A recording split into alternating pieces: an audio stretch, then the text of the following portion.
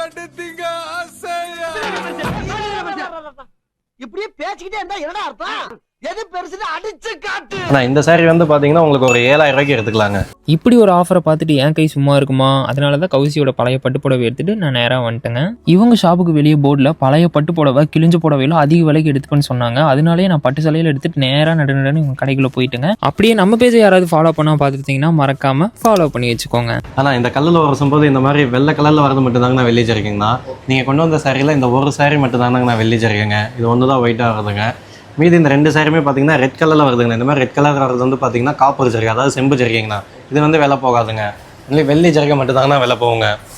இவங்களோட ஷாப் கரெக்டாக எங்கே லொக்கேட் இருக்குன்னு பார்த்தீங்கன்னா நம்ம ஈரோடு பர்ஃப் ரோட் கோயினூர் ஹோட்டலுக்கு ஆப்போசிட்டில் மெட்ரோக்கு பக்கத்துலேயே லொக்கேட்டாக இருக்குதுங்க. இவங்க ஷாப்போட நேம் பார்த்தீங்கன்னா செந்தூரன் சில்க் சென்டர். இந்த வீடியோ நீங்கள் ஃபுல்லாக பார்த்துட்டு இன்னமும் வெயிட் பண்ணாமல் உங்கள் வீட்டில் பழைய பட்டு புடவை கிழிஞ்சு புடவையில எடுத்துகிட்டு போய் நீங்கள் பணமாக மாற்றிக்கோங்க.